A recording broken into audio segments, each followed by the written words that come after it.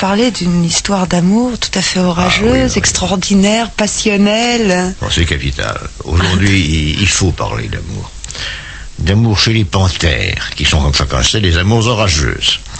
J'en parle d'ailleurs en témoin des visus, parce que j'ai pu suivre, enfin de loin à la jumelle, parce qu'il vaut mieux être prudent, j'ai pu suivre ces amours-là dans une réserve africaine, oui. Bon, d'abord, il faut savoir que chacun vit chez soi. Monsieur Panthère sur son territoire de chasse, Madame Panthère sur le sien. Ils vivent en mangeant des gazelles, des antilopes, qu'ils attrapent en général près des points d'eau où ces bêtes vont boire. Bon. Tout va bien depuis des mois, on ne s'occupe pas l'un de l'autre, on ne se rencontre jamais. Et puis, voilà que Madame Panthère est en chaleur. Vous, moi, nous n'en percevrions pas. Mais elle dégage à ce moment-là une odeur subtile que Monsieur Panthère connaît bien. Et vous le voyez à ce moment-là, c'est très beau à voir, vous le voyez dans les branches de l'arbre où il dort, se lever sur ses pattes, droit sur la branche, et humer l'air à plein naseau en fouettant de la queue. Il respire. Pourquoi? Parce que le panthère sent l'odeur de la femelle en chaleur. Mais il se trouve dans un arbre. Ah, il s'installe en général dans les arbres, surtout à cause des moustiques, qui ne montent pas l'embêter là où il est plus tranquille. Alors il respire, puis c'est bien ce qu'il pensait, il faut y aller. Et voilà notre monsieur Panthère qui s'en va au petit trot sur le territoire de Madame Panthère, et il arrive tout gentil, tout content, c'est moi que me v'là qui dit d'un air engageant. Oui, mais il le reçoit comme un chien. Il arrive trop tôt, cet idiot-là. 3 jours après le début des chaleurs, il faudrait venir, sans quoi ce serait un coup pour rien, si j'ose dire. Enfin, il insiste. Et alors, second acte, commence une période dramatique. Vous avez entendu miauler les chats sur nos toits, certaines nuits. Ben, c'est du Mozart à côté de ce que disent les panthères pendant ces 3 jours-là. Et je te griffe, et je te crache à la figure, horrible. Notez que ces exercices de fureur sont nécessaires. En fait, ils favorisent l'évolution de la ponte de l'ovule chez Madame Panthère. Et on se bat comme des chiffonniers. Enfin, les temps prévus sont écoulés et arrive ce qui doit arriver, fin du 2e acte. Car rien n'est simple chez les panthères. Une fois que ce qui devait être fait est fait, lui, il ne pense plus qu'à rentrer chez lui. Il se dit, voilà une bonne chose de faite, je rentre à la maison. Oui, mais c'est qu'elle veut pas. Elle veut pas qu'il s'en aille.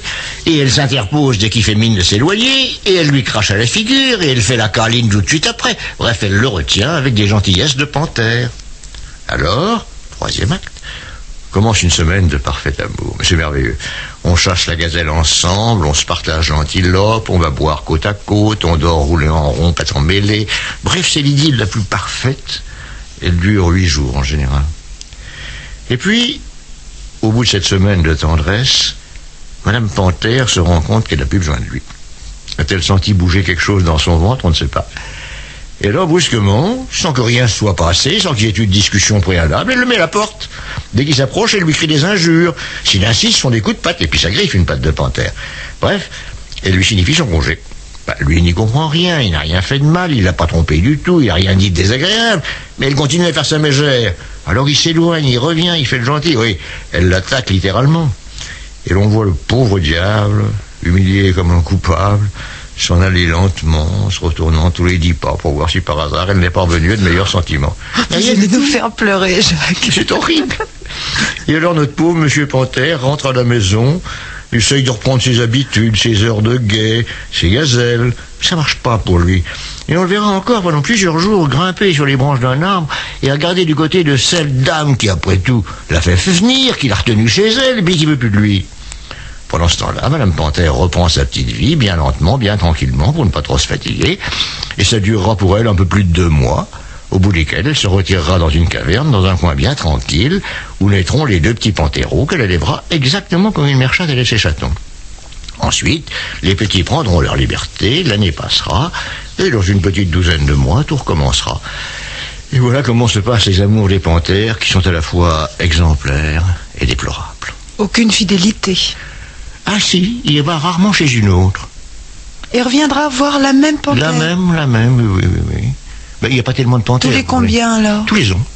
Tous les ans, elle est en chaleur 1 fois par an.